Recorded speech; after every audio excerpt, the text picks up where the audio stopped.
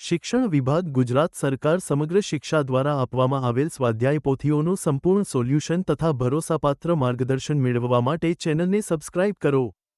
પાઠ 12 કેટલીક કુદરતી ઘટનાઓ। પ્રશ્ન 1 નીચે આપેલા પ્રશ્નો માટે સાચો જવાબ પસંદ કરી તેનો ક્રમ ખાનામાં લખો।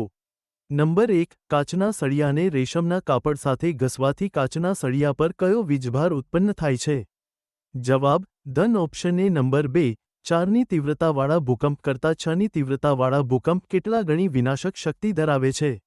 જવાબ 1000 ગણી ઓપ્શન ડી। નંબર 3 બોલપેનની વપરાયેલી રિફિલને પોલિથીનના ટુકડા સાથે ઘસવામાં આવે છે તો નીચેના પૈકી શું સાચું નથી?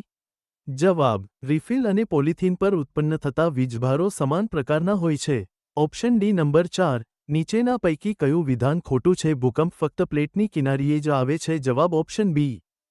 પ્રશ્ન 2 ખાલી જગ્યા પૂરો। નંબર 1 ધન વીજભાર અને ઋણ વીજભાર વચ્ચે ખાલી જગ્યા થાય છે। જવાબ આકર્ષણ। નંબર 2 મકાન પર વીજળી પડવાની ઘટનાથી બચવા તેના પર ખાલી જગ્યા મૂકવામાં આવે છે। જવાબ વીજળી રક્ષક। નંબર 3 સમાન વીજભાર વચ્ચે ખાલી જગ્યા થાય છે। જવાબ અપાકર્ષણ। નંબર 4 ભૂકંપના કેન્દ્રને ખાલી જગ્યા કહે છે।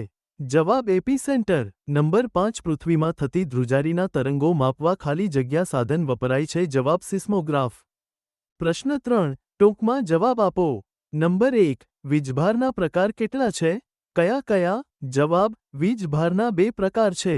1 ધન વીજભાર 2 ઋણ વીજભાર। નંબર 2 ભૂકંપની સૌથી વધુ શક્યતા હોય તેવા 3 રાજ્યોના નામ આપો।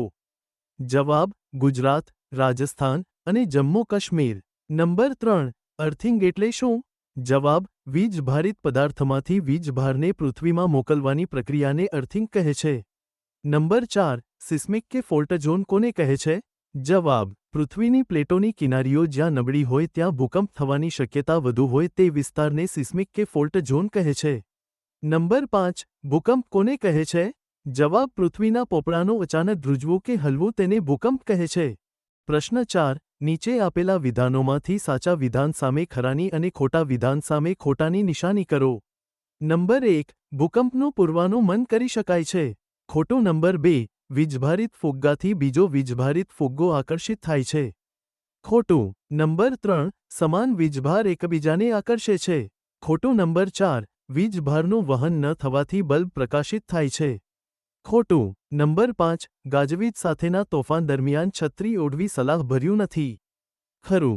પ્રશ્ન 5 વૈજ્ઞાનિક કારણો લખો। નંબર 1 વીજભારિત પદાર્થને આપણા હાથ વડે અડવાથી તેનો વીજભાર દૂર થાય છે। કારણ કે આપણા શરીરમાં પાણી અને દ્રાવણ હોવાથી તે વિદ્યુતનો સારો વાહક છે। જ્યારે આપણે વીજભારિત પદાર્થને હાથથી અડીએ છીએ ત્યારે તેનો વીજભાર આપણા શરીર મારફતે જમીનમાં વહી જાય છે। આ પ્રક્રિયાને અર્થિંગ કહે છે તેથી પદાર્થનો વીજભાર દૂર થઈ જાય છે। નંબર 2 શિયાળામાં સ્વેટર કાઢતી વખતે તડ અવાજ થાય છે। કારણ કે શિયાળામાં હવા સૂકી હોય છે તેથી વીજભાર સહેલાઈથી એકઠો થાય છે। સ્વેટર ઉતારતી વખતે કપડાં વચ્ચે ઘર્ષણ થાય છે। આ ઘર્ષણથી સ્થિર વીજભાર ઉત્પન્ન થાય છે। જ્યારે આ વીજભાર અચાનક બહાર નીકળે છે ત્યારે તડ અવાજ થાય છે। ક્યારેક નાની ચમક પણ દેખાય છે। નંબર 3 ઊંચી ઇમારત પર વીજળીનો વાહક વિદ્યુત રક્ષક રાખવામાં આવે છે।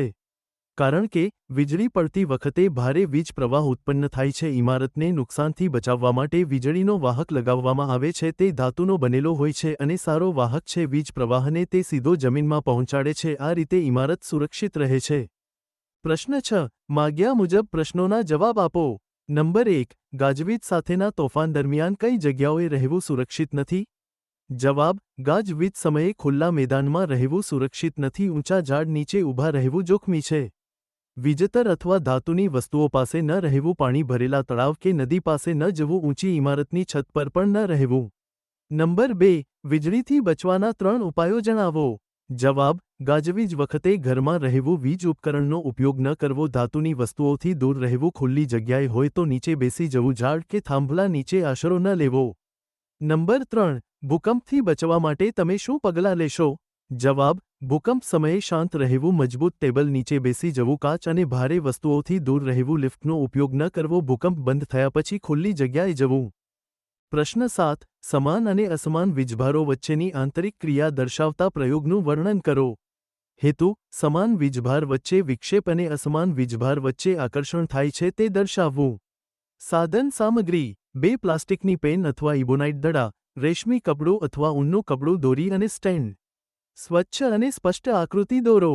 પદ્ધતિ: બંને દડાને રેશમી અથવા ઊનના કાપડથી ઘસો, એક દડાને દોરીથી લટકાવી દો અને હવે બીજા દડાને તેની નજીક લાવ. બંને દડા એકબીજાથી દૂર ધકેલાય છે, એટલે સમાન વીજભાર વચ્ચે વિક્ષેપ થાય છે. હવે એક દડાને અલગ પ્રકારના કપડાથી ઘસો અને નજીક લાવો. બંને દડા એકબીજાને આકર્ષે છે, એટલે સમાન વીજભાર વચ્ચે આકર્ષણ થાય છે. અવલોકન: સમાન રીતે ઘસેલા દડા એકબીજાથી દૂર થાય છે, અલગ રીતે ઘસેલા દડા એકબીજાની તરફ ખેંચાય છે. નિર્ણય: સમાન વીજભાર એકબીજાને વિક્ષેપ કહે છે અને અસમાન વીજભાર એકબીજાને આકર્ષે છે.